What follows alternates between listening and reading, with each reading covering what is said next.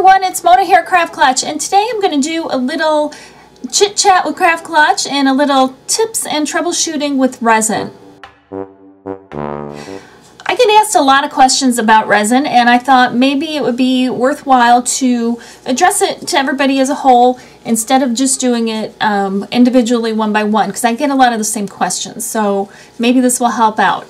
One of the things I want to let you know is I do wear gloves whenever I work with resin. Remember, it is a chemical, and just for your safety, you want to wear gloves. And these are the nitrile gloves, and I don't know if I'm saying that right, but it's N-I-T-R-I-L-E, and they're supposed to be better than, I guess, the regular latex gloves because they help prevent chemicals from soaking through.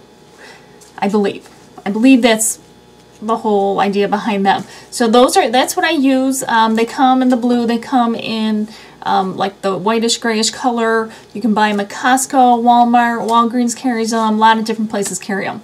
And a lot of times what I'll do is I'll take a little rubbing alcohol after I've been working with the resin. If I get it stuck, you know, I don't like them all sticky and stuff like that, and I'll use them again. But the rubbing alcohol cleans it, which brings me to, how do you clean up resin? Well, I use rubbing alcohol to get it off of if I drip it on my floor or anything like that. If I get it on any tools, I always have the rubbing alcohol on hand, and I just wipe it off with the rubbing alcohol before anything sets. And then you're good to go. The other question I get a lot is, where do I get my silicone coaster mold? And it's not technically a coaster mold, it's like a baking mold. But obviously, if you use something for resin, you do not want to use it for food. And this one I have gotten on Amazon. I have used the Silicone one and the Freshwear one. It used to be that the Freshwear had a matte finish, but now they've gone with a shiny finish too. So they both work perfectly well. The Freshwear is a little less expensive.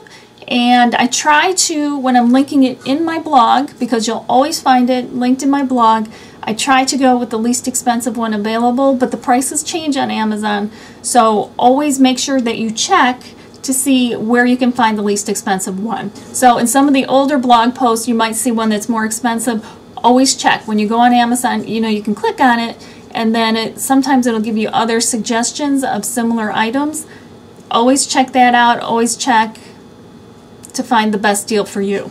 I often get asked how much resin I use per coaster, and that varies. I have some coasters that are very thick, some that are very thin, so it ranges. I'm going to estimate that the average coaster takes approximately 2 ounces.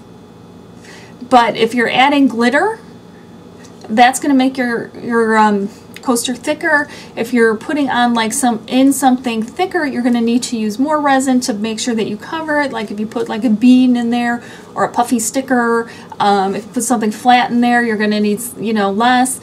So it just varies. Just kind of, you got to be loose with it. And I don't measure how much glitter I put in or whatever. I kind of just wing it. So don't overthink that part of it too much. Just have fun with it and experiment. I get asked about using plastic molds for resin. Typically, you cannot use them. You can't just use the mold release. I've tried that. That didn't work for me. I've had some suggestions on using baby oil. That didn't work for me. The only thing that I found that really works is Vaseline. You put a nice thin coat on there, but make sure that you cover everything. If you have one spot that is not covered with the Vaseline, that is the spot that is going to get stuck. And your whole piece won't come out if you have one piece stuck.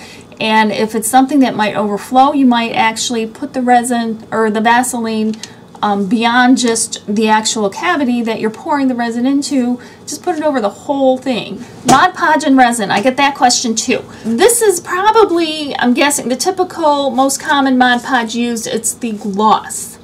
And that's what I've used in the past. That works. What I am going to suggest is that you put it all over your surface, not just around maybe the sticker or something like that. I have done that in the past, and you can really see it on my fall leaf coaster. You'll see a cloud just around it because I didn't put it everywhere. If I'd put it everywhere, probably you wouldn't have even noticed that it was there, or it would look like it was supposed to be there. But since I only tried to put it around the leaf area, you can see the cloud, even when it's completely dry. Now that's another thing. If you do use Mod Podge or anything, make sure it is 100% dry on your project before you put your resin in. Otherwise, you're going to forever have either like a white spot or a cloudy spot that will be there forever. It will never dry within the resin. It will never dry clear. Now, what I prefer to use is this Super Gloss Mod Podge. I found this, I don't know, just maybe a year ago or so. It goes on almost clear as it is, and it dries really, really clear. So still, you want to make sure it dries 100% before you put on your resin. And I still put it all over everything, so you're not going to have a difference from one spot to another, just in case. I've been asked what brand of glitter I use. It makes no difference.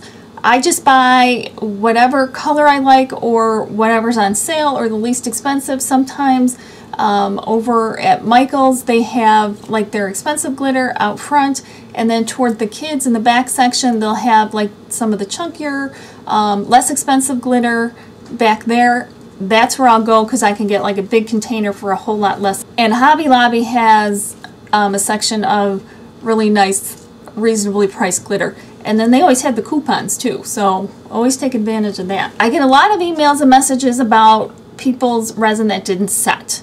Now, I can't ever really tell you exactly what happened, but I can tell you some of the most common factors that may have affected it.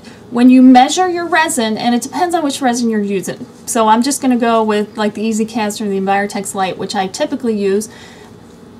You want to be very careful when you're measuring. You want to be as exact as you can be. You know, sometimes people get a little lax about, you know, following the directions and maybe, you know, oh, close enough, it's close enough. You know, close enough is not good enough. You want to get it as close as you can.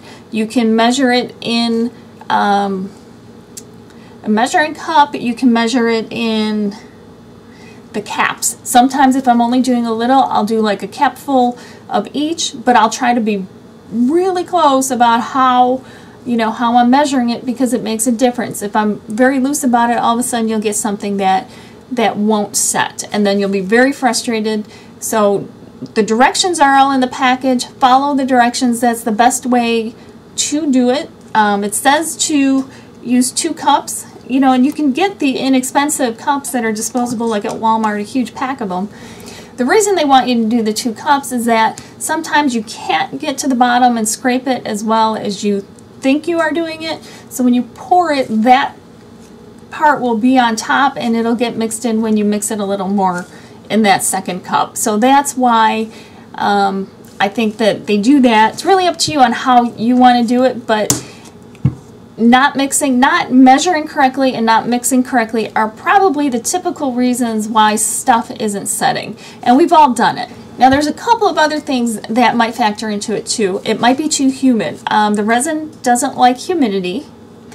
So if you're in a very high humid climate, you might want to have this in a room that's air conditioned or climate controlled, humidity controlled. Like I work in my basement, it gets, you know, basements have a tendency to be damp, especially in the summertime. I have a dehumidifier on, so that helps with that. And then in the winter, it tends to get a little cold. I do have a little heater down in my workroom that I have on in the winter time just to keep things warm for me, mostly for me, but certainly for the resin, that definitely benefits from it too.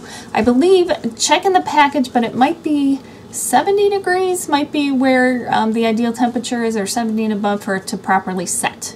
So temperature and humidity are both certainly factors that you want to kind of keep in mind. Now sometimes when it gets cold and your resin is cold and you're trying to mix it, it doesn't mix as well as it does when it's warmer. And I had noticed that when I started working with resin. I started in the summertime and it mixed beautifully, and then when it got colder, and again I'm in my basement, all of a sudden I had these tiny little bubbles that I couldn't get rid of, and I couldn't figure out why no matter what I did. So what you can do is put it in some warm or lukewarm, not hot, never hot, water. Just put both containers into a little, like a little bit of water, give them maybe 10 minutes to warm up. That helps. The only thing you really need to be concerned about with that is when you're pouring your resin, make sure you have wiped your bottles down first, because resin and water doesn't mix, and that could ruin your project as well. So wipe them down and make sure there's no drippy water happening. Or like I said, I have my little heater. I put them, I don't know, maybe 3 feet away, and I have the heater going just to let it warm up. And then I'll mix them and stuff like that, and it makes a world of difference for me. So I think that's it. That's all I have for you today. If you guys have any suggestions that you would like to share for, you know, and kind of get a conversation going, do so in the comments below, and hopefully other people will chime in and give their suggestions on things that they've had success with, and we can all learn from each other. So we'll definitely see you next time. In the meantime, happy crafting. I'll have a project for you on Wednesday. We'll see you next time.